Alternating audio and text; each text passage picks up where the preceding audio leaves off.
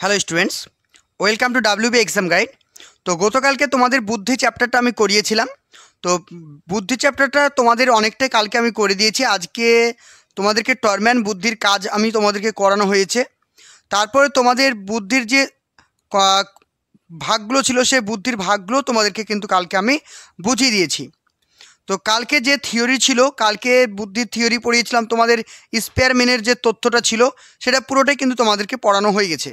ঠিক আছে, আজকে যেটা আমি তোমাদেরকে ইউটিউবের মাধ্যমে ক্লাসটা করিয়ে দিচ্ছি, আজকে যে টপিকটা পড়াবো সেটা তোমরা দেখতে পাচ্ছ অন স্ক্রিন। আজকে আমাদের থাকছে কি থ্রাস্টনের মানসিক উপাদান তথ্য। ঠিক আছে, এটা পড়বো। আর তার সঙ্গে আমরা পড়বো কোনটা, থর্নডাইকের বহু উপাদান তথ্য।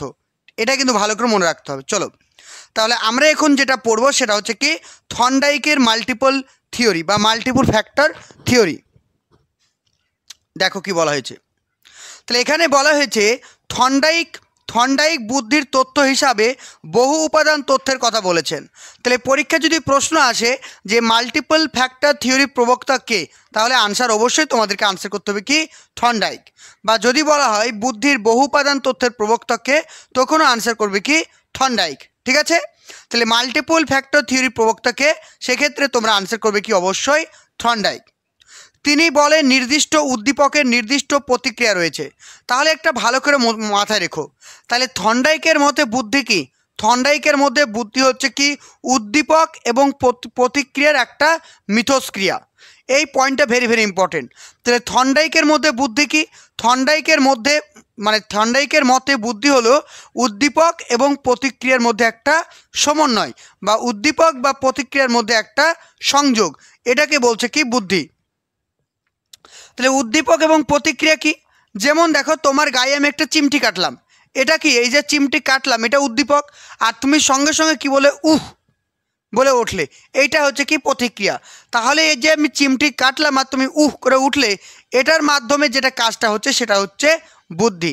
তাহলে থর্নডাইকের মতে বুদ্ধি হচ্ছে উদ্দীপক এবং প্রতিক্রিয়ার মধ্যে একটা মিথস্ক্রিয়া। থর্নডাইকের এই তথ্যটি বুদ্ধির পারমাণবিক তথ্য বলা হয় বা অ্যাটমিক থিওরি অফ ইন্টেলিজেন্স বলা হয়। তাহলে ভেরি ভেরি ইম্পর্টেন্ট। তাহলে অ্যাটমিক থিওরি অফ ইন্টেলিজেন্সের প্রবক্তাকে, তাহলে আনসার করবে কি থর্নডাইক। তাহলে থর্নডাইককে বলা হয় কি পারমাণবিক তথ্য বলা হয়। বোঝা গেল, বুদ্ধির পারমাণবিক তথ্যের প্রবক্তাকে, তাহলে আনসার হবে তোমাদের থর্নডাইক। তিনি তার বুদ্ধির 4টি গুণের কথা বলেছেন। কটি গুণের কথা বলেছেন? 4টি। কি কি দেখে নাও। প্রথম যেটা বলছে সেটা হচ্ছে কি লেভেল বা স্তর। তাহলে 4টি কথা বলেছেন, 4টি মানে গুণের কথা বলেছেন। তাহলে প্রথম গুণটা কি, প্রথম গুণটা হচ্ছে লেভেল বা স্তর। দেখো স্তর হলো সমাধানের যোগ্য কাজের জটিলতার মাত্রা। তাহলে জিনিসটা বোঝো। তাহলে স্তর বা লেভেল কি, আমরা বলি না তোমার লেভেল কেমন বলো তো, যে কোনো কাজ কতটা কঠিন বা কতটা সহজ আমরা কি দেখে বুঝবো, তার লেভেল দেখে বুঝবো। যেমন আমি যদি ক্লার্কশিপের পরীক্ষা দিই, তার একটা লেভেল রয়েছে। আমি যদি মিসলেনিয়াসের পরীক্ষা দিই, তার একটা লেভেল রয়েছে। আমি যদি ডব্লিউবিসিএসের পরীক্ষা দিই, তার একটা লেভেল রয়েছে। আবার যদি আমি ইউপিএসসির পরীক্ষা দিই, তারও একটা কিন্তু লেভেল রয়েছে।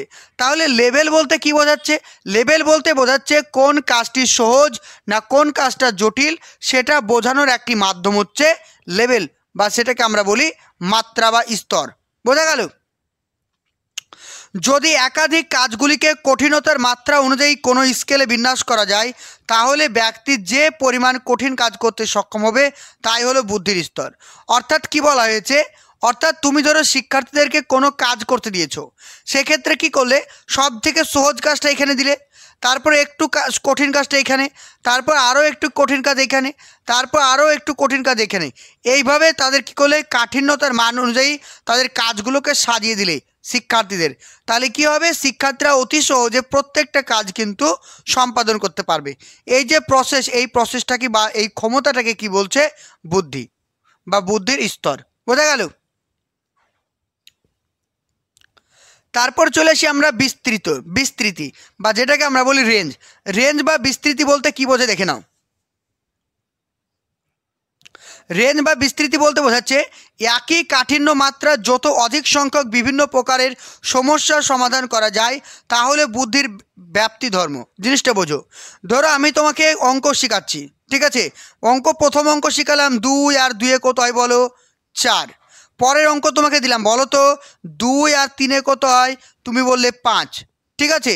আবার তোমাকে দিলাম 2 আর 4 কত হয় বলো তো? 6। দেখো সবগুলো কিন্তু একই রকমের, একই প্যাটার্নের, 2 এর সঙ্গে সবগুলো যোগ। তাহলে এই যে একই প্যাটার্নের আমি অঙ্ক দিচ্ছি, এটাকে কি বলছে? রেঞ্জ বা এরিয়া।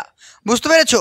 তাহলে এখানে কি বলছে দেখো, এখানে বলছে সরি, সেটাকে কি বলছে? রেঞ্জ বা বিস্তৃতি। মানে কি দেখো, একই কাঠিন্য মানে একই লেভেলের যদি কোনো সমস্যা শিক্ষার্থীদেরকে আমরা দিই, তাহলে সেটাকে আমরা কি বলবো? বিস্তৃতি।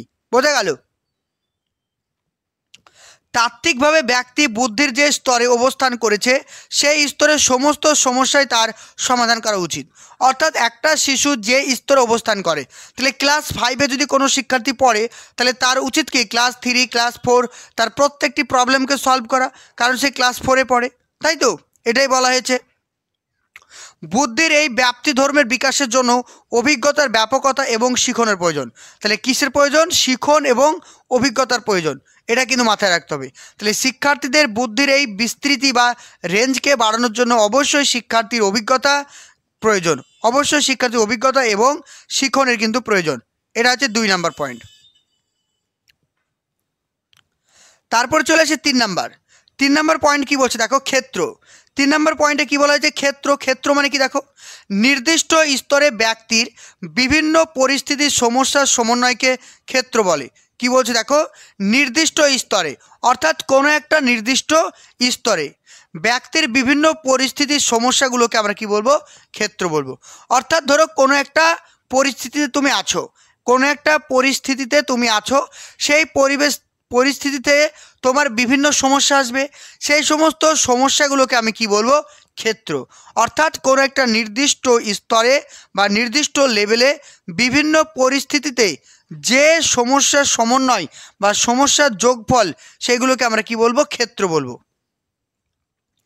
বুদ্ধির প্রতিটি স্তরে ব্যক্তি যত সংখ্যক পরিস্থিতির প্রতি সফল প্রতিক্রিয়া করতে সক্ষম, তাকে তার বুদ্ধির ক্ষেত্র বলে। বোঝা গেল? অর্থাৎ যে ওই পরিস্থিতিতে শিক্ষার্থী বা কোনো ব্যক্তি যতগুলো প্রবলেম বা যতগুলো সমস্যার সমাধান করতে পারবে, ততই কিন্তু তার বুদ্ধি হয়েছে বলে ধরে নেওয়া হবে। বোঝা গেল? তো তোমাদেরকে আরেকটা আমি ছোট্ট আপডেট দিয়ে দিই। তো তোমরা যারা প্রাইমারি এবং আপার প্রাইমারির জন্য প্রস্তুতি নিতে চলেছে 2024-এর জন্য, তো তোমরা কিন্তু আমাদের ব্যাচে অ্যাডমিশন নিতে পারো। এখানে যে নাম্বারটি দেখতে পাচ্ছ 96, নাম্বারটি নোট করো, 9647300217। এখানে রেগুলার 8:30টার সময় তোমাদের ক্লাস হয়, লাইভ ক্লাস, রেকর্ডিং ক্লাস, তোমরা সব কিছু পেয়ে যাবে এবং ডেলি মক টেস্টও তোমরা পেয়ে যাবে। এখানে প্রিভিয়াস ইয়ারের কোশ্চেনগুলোকে পড়ানো হবে, all subject analysis, topic wise class, daily তোমাদের লাইভ এবং রেকর্ড ক্লাস, তোমরা সমস্ত ফেসিলিটি পেয়ে যাবে। তো তোমাদেরকে কন্ট্যাক্ট করতে হবে 9647300217 এই নাম্বারে। চলো নেক্সট দেখো, নেক্সট 4 নাম্বার কি বলছে? 4 নাম্বার বলছে গতি। তাহলে কি বলছে? গতি। সমস্যার সমাধানের দ্রুততাকে কি বলছে? গতি বলছে। তাহলে আমরা এখন পর্যন্ত কি পড়লাম? থর্নডাইকের বুদ্ধির 4টি গুণের কথা বলেছেন। কটি? 4টি গুণ। এক এক করে আরেকবার দেখে নাও। প্রথম হচ্ছে কি? স্তর। প্রথমটা হচ্ছে স্তর। 2 নাম্বারটা কি? 2 নাম্বারটা হচ্ছে কি? বিস্তৃতি। আর 3 নাম্বারটা কি রয়েছে দেখো? ক্ষেত্র। 3 নাম্বারটা ক্ষেত্র। আর 4 নাম্বারটা যেটা রয়েছে সেটা হচ্ছে আমাদের গতি। তাহলে এই 4টে গুণের কথা কে বলেছেন? থর্নডাইক। বোঝা গেল? চলো এবার নেক্সট থিওরি দেখো। পরের থিওরি বলছে কি? থার্স্টনের প্রাথমিক মানসিক শক্তি সম্পর্কিত তথ্য বা দলগত তথ্য। ইংরেজিতে মনে রাখবে এগুলো। ইংরেজিতে কি বলছে দেখো, যে প্রাইমারি মেন্টাল অ্যাবিলিটি বা গ্রুপ ফ্যাক্টর থিওরি। তাহলে গ্রুপ ফ্যাক্টর থিওরির প্রবক্তা কাকে বলা হয়? সেটা আনসার হবে কি? থার্স্টন। তাহলে থার্স্টনকে কি বলা হয়? গ্রুপ ফ্যাক্টর থিওরি বা প্রাইমারি মেন্টাল অ্যাবিলিটি। ওকে, থার্স্টনের মতে বুদ্ধির 7টি মৌলিক ক্ষমতা রয়েছে। তাহলে থার্স্টনের মতে বুদ্ধির কটি গুণগত মান রয়েছে? 7টি। আর থর্নডাইকের মতে কটা পেয়েছিলাম আমরা? 4টি। তাই তো? এগুলো মনে রাখতে হবে। তাহলে 7টি কী কী দেখে নাও। 7টি বলছে, একটা হচ্ছে M for memory, N for হচ্ছে কি? নিউমেরিক্যাল অ্যাবিলিটি বা সংখ্যা, পি মানে হচ্ছে পারসেপশনাল বা প্রত্যক্ষমূলক, আর মানে রিজনিং বা বিচার করার ক্ষমতা, এস মানে স্পেস রিলেশন ফ্যাক্টর বা স্থান, ভি মানে ভার্বাল বা ভাষাবোধ, ঠিক আছে, আর ডাব্লু মানে ওয়ার্ড বা শব্দ। তাহলে এই 7টা নাম এবং তার ফুল ফর্মগুলো ভালো করে মনে রাখবে। ওকে, নেক্সট দেখো, নেক্সট বলছে থ্রাস্টনের মতে এই 7টি প্রাথমিক মানসিক ক্ষমতা বিভিন্ন কাজের মধ্যে বিভিন্ন পরিমাণে থাকে। তাহলে এখানে কি বলছে দেখো, থ্রাস্টনের মতে এই 7টি প্রাথমিক মানসিক ক্ষমতা বিভিন্ন কাজের মধ্যে বিভিন্ন পরিমাণে থাকে। অর্থাৎ তুমি নাচ করছো, তোমার নাচের মধ্যে সেইটা থাকবে, তুমি গান করছো সেই গানের মধ্যেও থাকবে, তুমি খেলাধুলা করছো সেখানেও কিন্তু থাকবে।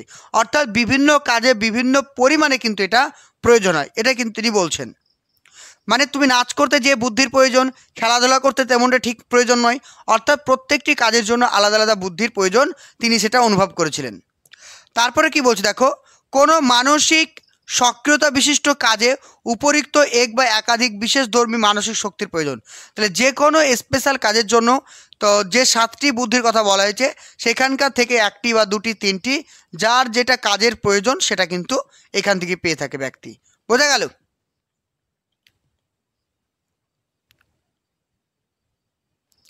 চলো এবার আমরা যে থিওরিটা পড়বো সেটা হচ্ছে কি গিলফোর্ডের ত্রিমাত্রিক থিওরি। তাহলে গিলফোর্ডের ত্রিমাত্রিক থিওরি আমরা পড়বো নেক্সট ক্লাসে। ঠিক আছে, নেক্সট ক্লাসে আমরা পড়বো। তো তোমাদেরকে আরেকটা কথাই বলি, এটা আমাদের ইউটিউবে ক্লাস, তাই জাস্ট কিছুটা করলাম। তো নেক্সট ক্লাসে তোমাদেরকে গিলফোর্ডের ত্রিমাত্রিক থিওরিটা আমরা তোমাদেরকে পড়িয়ে দেবো। যেগুলো পড়াচ্ছি যদি ভালো করে ক্লাসগুলো করো, আশা করছি এগুলো থেকেই কিন্তু পরীক্ষা প্রশ্ন আসবে। ঠিক আছে, যতই প্রশ্ন কঠিন হোক না কেন, রেগুলার ক্লাসগুলো যদি মেনটেন করে করতে পারো তাহলে আশা করছি এগুলো থেকেই প্রশ্ন আসবে আর সঠিক আনসার করতে পারবে। তো 2024-এর জন্য যারা প্রস্তুতি নিতে চাইছো 9647300217 এই নাম্বারে তোমরা হোয়াটসঅ্যাপ করো, সমস্ত কোর্সের ডিটেলস সম্পর্কে জানতে পারবে। ওকে, চলো, থ্যাংক ইউ।